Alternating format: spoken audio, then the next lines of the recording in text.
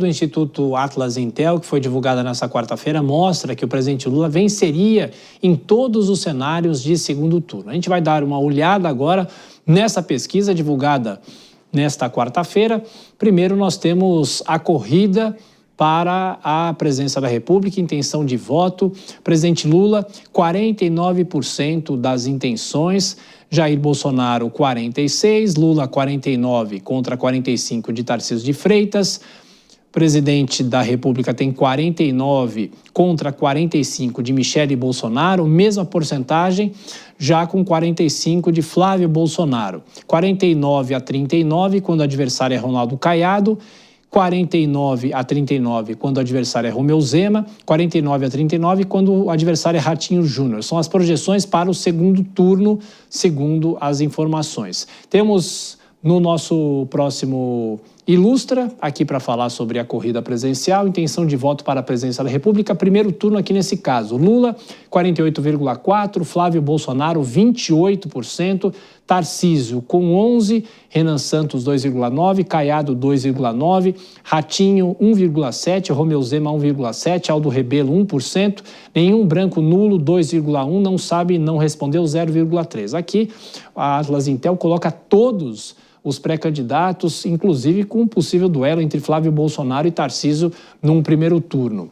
Na sequência, temos outras projeções, ainda intenção de voto para a presidência da República, Lula, 48,8%, Flávio Bolsonaro, 35%. Esse cenário sem o governador de São Paulo. Ronaldo Caiado, do União Brasil, 4,3%, Renan Santos, 3,4%, Ratinho Júnior, 2,8%, Zema, 2,8%, Aldo Rebelo, 1%, nenhum branco nulo, 1,5%, não sabe, não respondeu, 0,4%. Temos mais uma projeção, presidente Lula com 48,5%, quando o adversário é Tarcísio de Freitas, 28,4% no primeiro turno, esse cenário sem Flávio Bolsonaro. Ronaldo Caiado, 5%, Ratinho, 3,9%, Zema, 3,9%, interessante que eles têm números praticamente iguais em todas essas projeções, Renan Santos, 3,2%, Aldo Rebelo, 1,1%, nenhum branco nulo, 5%, não sabe, não respondeu, 1,1%.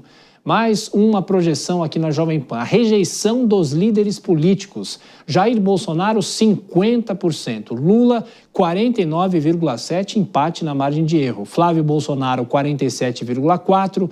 Renan Santos, 45,6%. Michele Bolsonaro, 44,9%, Nicolas Ferreira, 44,7%, Ciro Gomes, 43,4%, aqui Ciro Gomes aparece. Temos mais uma projeção, ou esse aqui foi o último, a gente continua falando sobre as projeções, já. Então agora girando os nossos comentaristas, vou começar por você, Denise Campos de Toledo. Bom, nesse cenário aí, o pesquisador faz muitas projeções, mistura Flávio Bolsonaro com Tarcísio no primeiro turno. Agora, de fato, que no segundo turno ainda há uma vantagem do presidente Lula, mas com todos os potenciais de uma reviravolta. A gente vê que vai se repetir no cenário das eleições anteriores, em que há uma polarização, não é? E talvez Flávio Bolsonaro agora esteja consolidando como um candidato de direita com o apoio do ex-presidente Bolsonaro. Então, seria o bolsonarismo aparecendo mais nas pesquisas. Eu acho que, de início, a indicação do nome de Flávio Bolsonaro provocou um certo susto. Não é? Porque não houve uma indicação formal através do partido. Ele disse que ele tinha o apoio do presidente, que já estava preso, e a partir daí é que se começou a discutir a candidatura de fato dele. Não é? Então, as primeiras pesquisas com o nome de Flávio mostravam ele numa posição mais desfavorável em relação ao governador Tarcísio de Freitas, e agora parece que muita gente começa a confiar na possibilidade dele efetivamente ser candidato e representante do ex-presidente Bolsonaro. Então, é por aí que tem essa diferença. Agora, tem uma faixa de indecisos que vai determinar o resultado dessas eleições, independentemente dessa polarização entre direita e esquerda. E é isso, provavelmente, que veremos no segundo turno, a capacidade de Lula de aumentar esse percentual, que é muito estável, é 48%, 49%, e ele tem que passar dos 50%, né?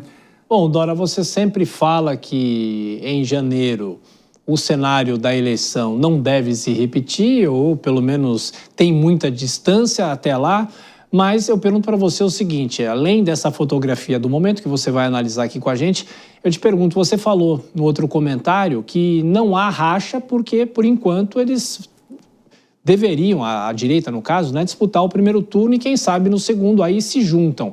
Mas se a direita não estiver unida no primeiro turno, não tem uma pulverização nesse caso?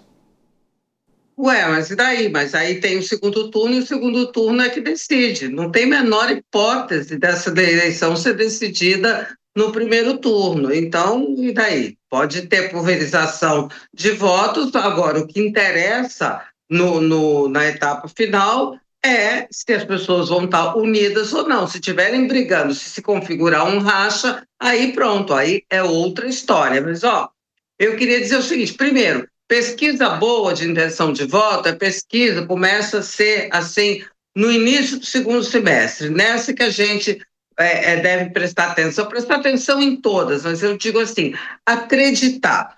Nessa agora, duas coisas chamam a atenção. O favoritismo do presidente Lula, que é perfeitamente explicado por três motivos principais, devem ter vários, mas três principais. Primeiro, a melhora da aprovação do governo dele, né, ao longo de 2025. Segundo, o fato dele estar praticamente sozinho nessa vitrine, ele está em campanha, sozinho, e tem um tempão, o ano de 2025 inteiro de campanha.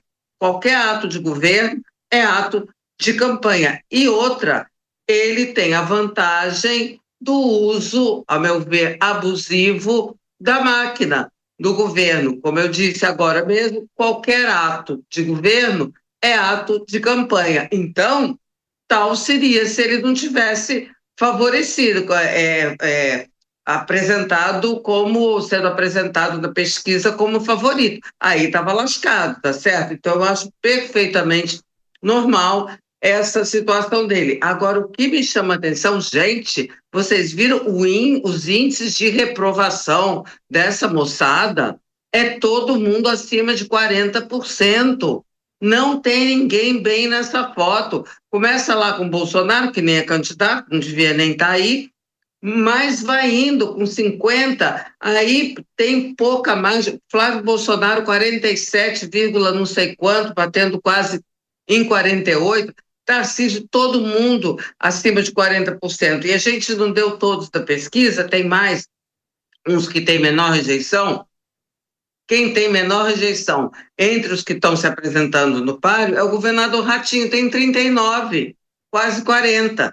Então, chama realmente muita atenção, neste momento, como o eleitorado está se manifestando, grosso modo, contrário a esse quadro que está se apresentando. Não tem ninguém satisfazendo o eleitorado de uma maneira acentuada. Mas, ô Vilela, pegando carona nisso que a Dora está falando, aí também é o retrato da polarização e, de novo, as pessoas vão para as urnas, no caso de um segundo turno, para votar naquele que o eleitor não quer que ganhe. Vota para o outro não ganhar, para o outro perder. Exatamente. Os principais números dessas pesquisas, eles se dão justamente aí, na desaprovação, na rejeição. E é justamente nesse contexto onde o ex-presidente Jair Bolsonaro, ele acaba tendo uma rejeição um pouco superior ao presidente Lula e, com isso, pode, eventualmente, acabar replicando o resultado das eleições de 2022. Evidentemente, Jair Bolsonaro não é candidato, no quadro atual, candidato ao filho dele. E é por isso que se justifica uma pressão, especialmente de partidos ao centro, de forças antagônicas, forças de oposição ao presidente Lula, no sentido de tentar a construção de um nome mais palatável aos setores ao centro. No caso, o do governador Tarcísio de Freitas. Agora, um outro ponto, rapidamente, que chamou a atenção nessa pesquisa, foi o percentual bastante significativo de Renan Santos, do Partido Missão, do MBL. É algo que chama a atenção, não apenas a aprovação, ultrapassando nomes fortes, aí, governadores de estado, mas também a desaprovação bastante alta, chama a atenção. Um político que nunca disputou um cargo eletivo, um político talvez não tão conhecido pelo seu histórico, mas que de alguma forma apareceu nessa pesquisa. Eu quero ficar de olho nas outras pesquisas para ver se de fato esse resultado acaba sendo replicado. Mais tempo para um novo giro, Denise? Aproveitando o que o Varela falou, em relação ao partido Missão, talvez eles quebrem essa questão da polarização, porque eles são contra Bolsonaro e contra Lula. Tem essa manifestação muito clara, por exemplo, de Kim Kataguiri, que é o representante lá no parlamento desse partido, ele tem origem no MBL, e eles romperam totalmente com o Bolsonaro, assim como sempre criticaram o presidente Lula. Então, talvez seja aí um percentual ainda abaixo da população, mas que vai contra a polarização. De repente pode ser uma surpresa, não que vá despontar lá na frente, ainda é muito cedo para se falar dessa possibilidade, mas agradando exatamente. Eles não têm esse compromisso de tentar agradar uma parte do eleitorado ou outro eleitorado. Eles querem ir contra tanto o bolsonarismo como o lulismo. Ô, Dora, de que forma que as pesquisas devem influenciar ou podem influenciar a escolha do candidato desse campo centro-direita? Para Tarcísio, ou para Flávio Bolsonaro, ou para outro candidato? Olha, porque as pesquisas elas viraram, a partir de um determinado momento, uma espécie de oráculo de Delfos, né? Tanto para os candidatos, para os políticos, como para o eleitorado. Antigamente, eu vou fazer aqui uma nostalgia, a sessão nostalgia, a gente ia para os estados, os jornais mandavam a gente para os estados para a gente cobrir, ficar lá acompanhando a campanha para ver o que ia acontecer, como é que se comportavam os candidatos, e aí, mediante esses relatos, é que se fazia assim um cotejo das possibilidades. Isso acabou, né? Acabou o dinheiro das redações pequenas, enfim, outra situação. E aí as pesquisas tomaram esse lugar. Então, as pesquisas é que vão conduzindo também os candidatos, os partidos, todo mundo mirando nas pesquisas, não só as quantitativas, mas, sobretudo, as qualitativas, que é quando um grupo representativo de eleitores, bem diverso, faz a análise de acordo com que a equipe de propaganda, os marqueteiros de cada campanha, de acordo com o que eles querem. Então, são as pesquisas que comandam. E é claro que lá no fim, lá já na reta final, tem aquele eleitorado que não quer, acha que é perder voto. Votar em quem ele quer, realmente com quem se identifica, mas que não está bem nas pesquisas, é perder voto.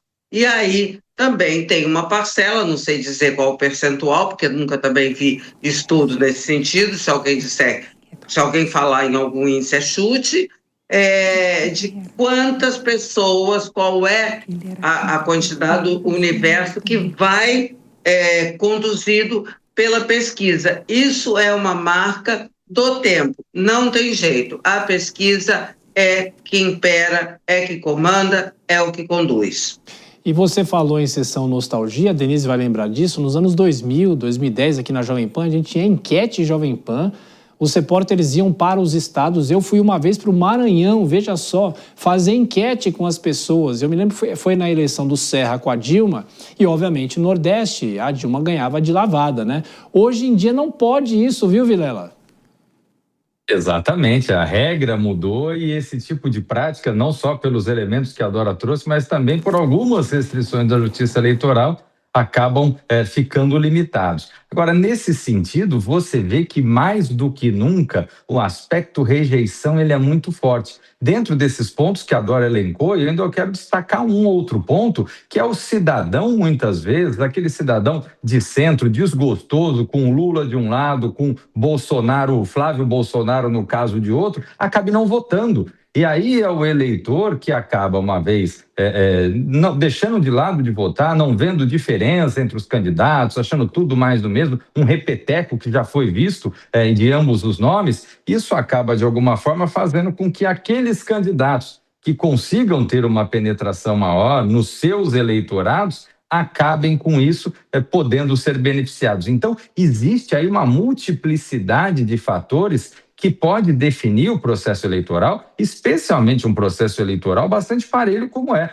Nós vimos aí no segundo turno números que separavam Lula e Flávio Bolsonaro, por exemplo, de 49 a 45. Isso é praticamente um empate técnico, é realmente uma eleição apertada.